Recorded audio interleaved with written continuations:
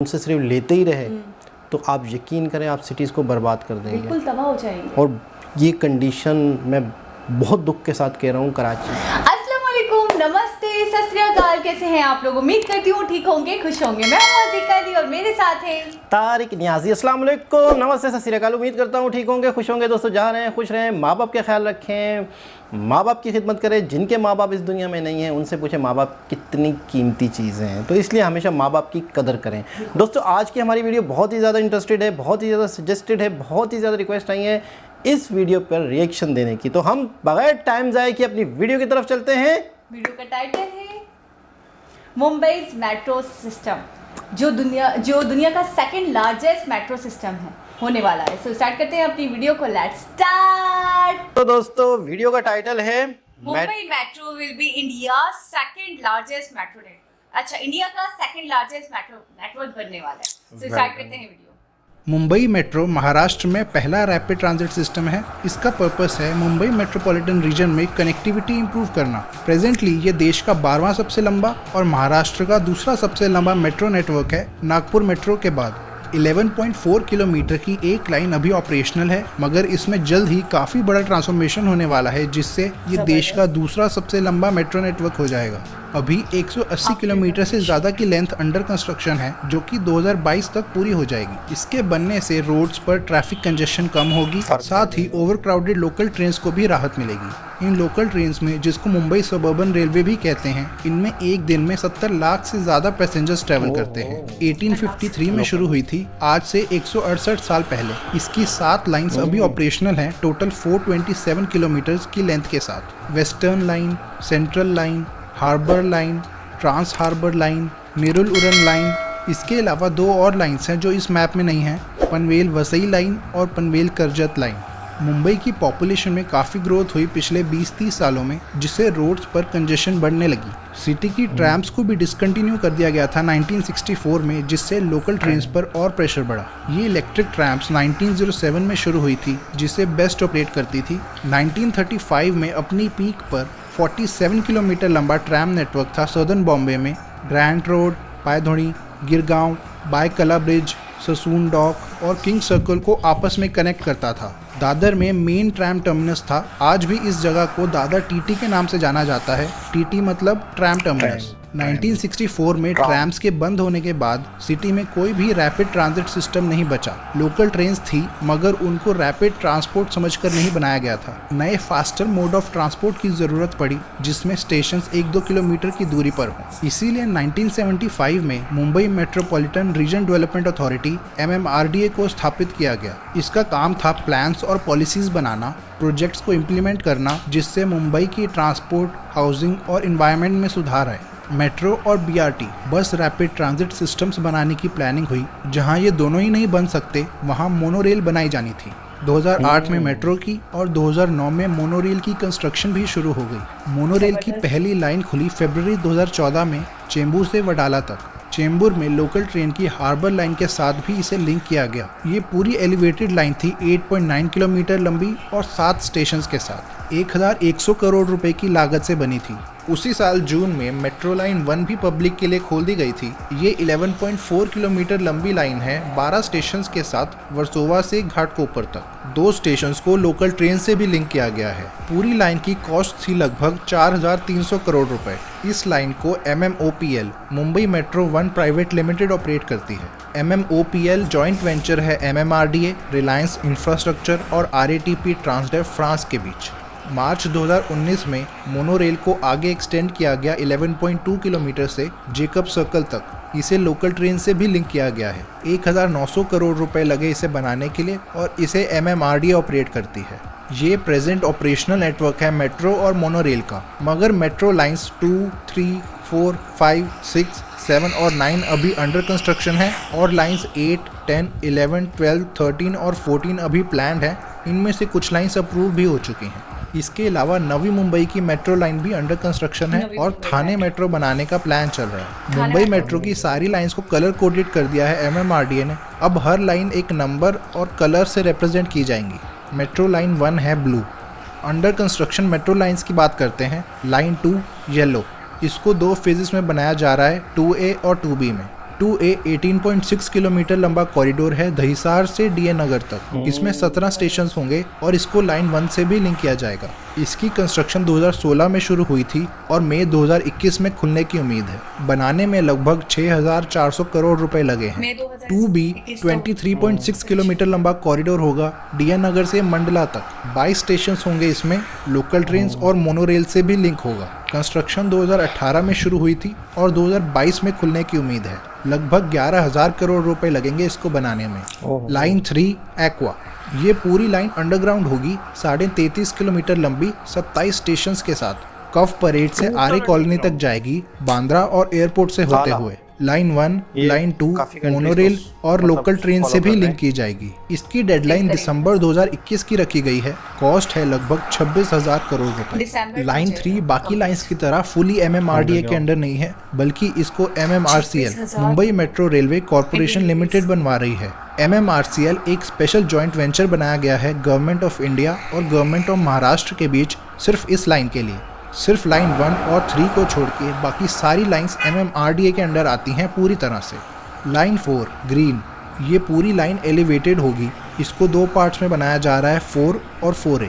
Main line Wadala से कासारवडवल्ली तक होगी और इसकी एक्सटेंशन 4A आगे गायमुख तक होगी। ये एक ही लाइन के पार्ट्स हैं। 35 किलोमीटर की टोटल लेंथ है 34 स्टेशंस के साथ। इसकी कंस्ट्रक्शन 2018 में शुरू हुई थी और 2022 तक खुलने की उम्मीद है। एस्टिमेटेड कॉस्ट होगी 16,000 करोड़ रुपए। ये लाइन मुंबई को थाने से कनेक्ट करेगी। लोकल ट्रेन, मोनोरेल और मेट्रो लाइन 2 से भी लिंक होगी।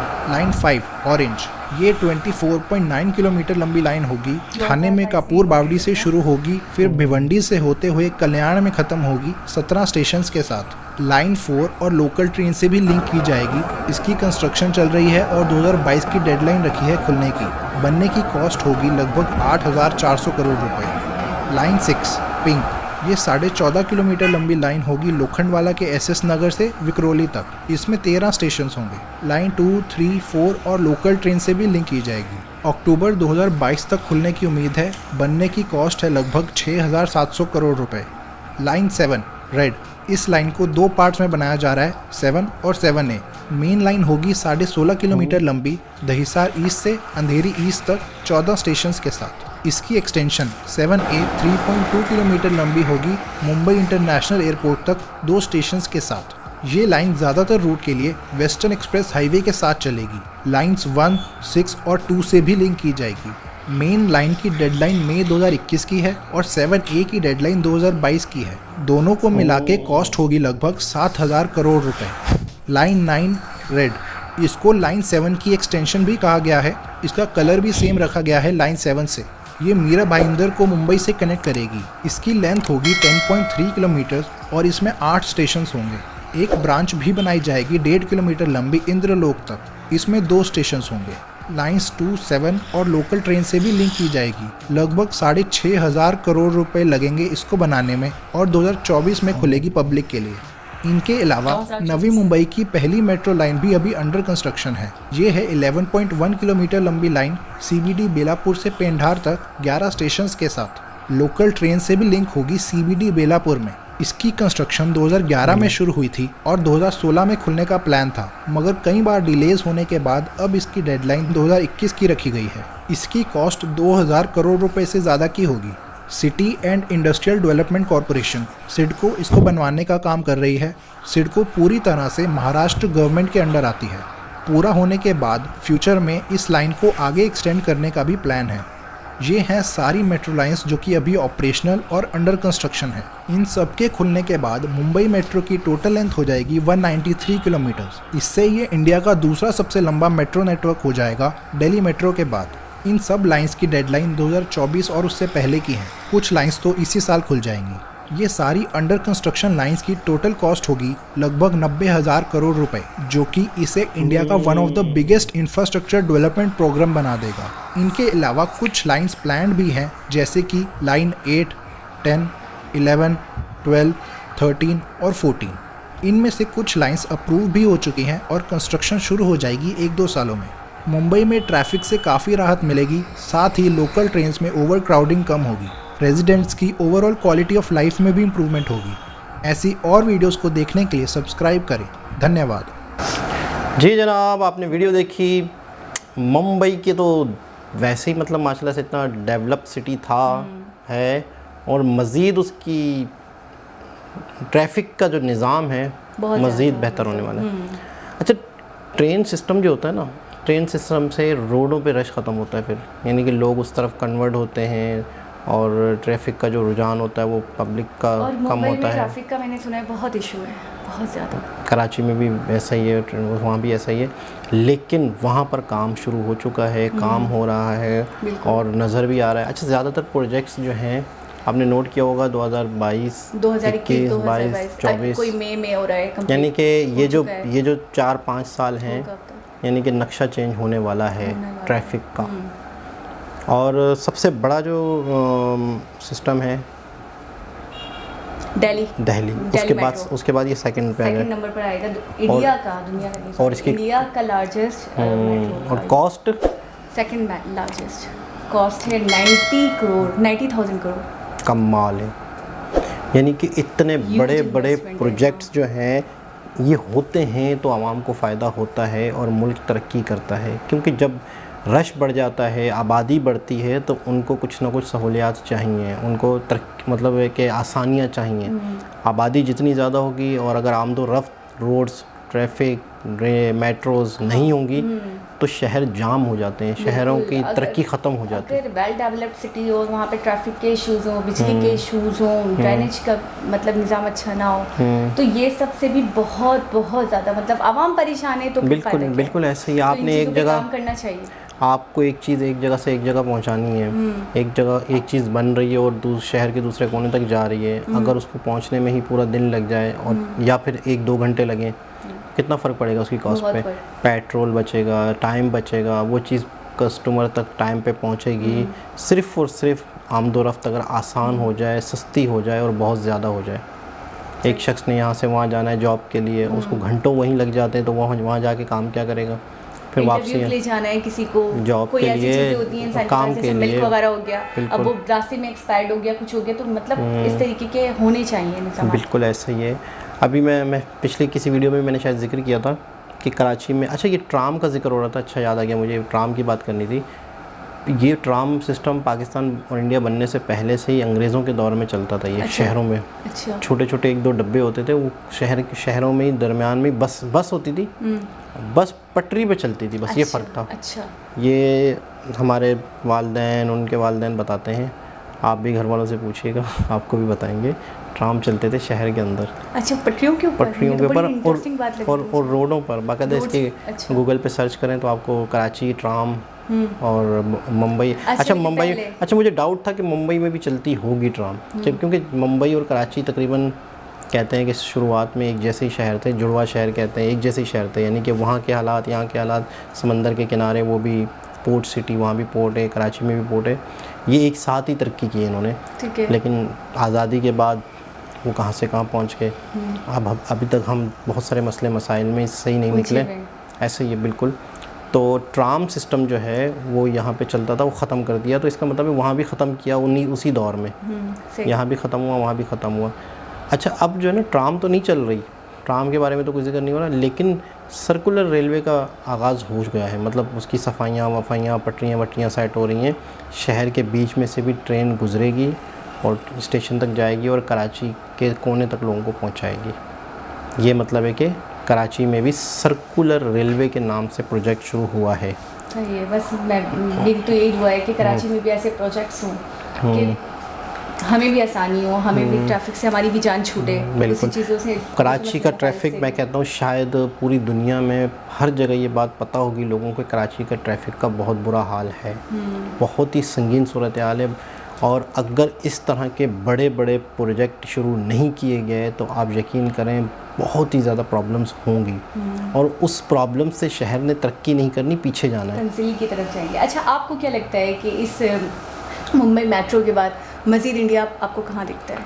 जाहिर सी बात है कि अच्छा सबसे बड़ा सिटी है, बहुत बड़ा सिटी है, और इसकी अपनी जीडीपी अच्छी खासी होगी, और ये इंडिया का एक तरह से होता है ना, जैसे एक घर का कमाऊ पुत्र होता है ना, ये इंडिया का कमाऊ पुत्र है। Exactly. लेकिन मैंने इनके मतलब ये चीज़ बहुत अच्छी देखी कि अगर कमाते हैं तो लगाते भी हैं। 90,000 करोड़ मैं देखे ना अब आपको पता है, मेट्रो बड़ी ट्रेन बात है, लगा और लगाना ज़रूरी है ज़रूरी है। ऐसे सिटीज़ पे जहाँ पे आबादी बढ़ रही हो, लोगों को ज़रूरियात बढ़ रही हैं, तो वहाँ पे देना ज़रूरी। जब आपको सिटी से आ रहा है तो आपको उसको सिटी को देना भी है उसकी बका के लिए। अगर आपने सिटीज़ को सहूलियात देना रोकी और उनसे सिर्फ लेते ही रहे तो आप यकीन करें आप सिटीज़ को बर्बाद कर देंगे, बिल्कुल तबाह हो जाएंगे। और ये कंडीशन मैं बहुत दुख के साथ कह रहा हूँ कराची की है। कराची के तरक्याती काम नहीं है, बहुत पहले किसी ज़माने में किसी ने कर दिए, लेकिन अब कुछ भी। और मज़े की बात है, हमारे यहाँ अगर कोई तरक्याती काम कोई एक गवर्नमेंट शुरू करती है 10-10, 15-15 साल तक वो लगा रहता है, बिल्कुल होता ही नहीं, कंप्लीट होके ही नहीं देता। और अगर कोई ऐसी चीज़ होती भी है, आप यकीन करें उसकी मेंटेनेंस, उनका मतलब है कि एक इंतज़ाम को संभालना इतना बुरा होता है, इतना बेकार होता है कि वो बर्बाद हो जाता है।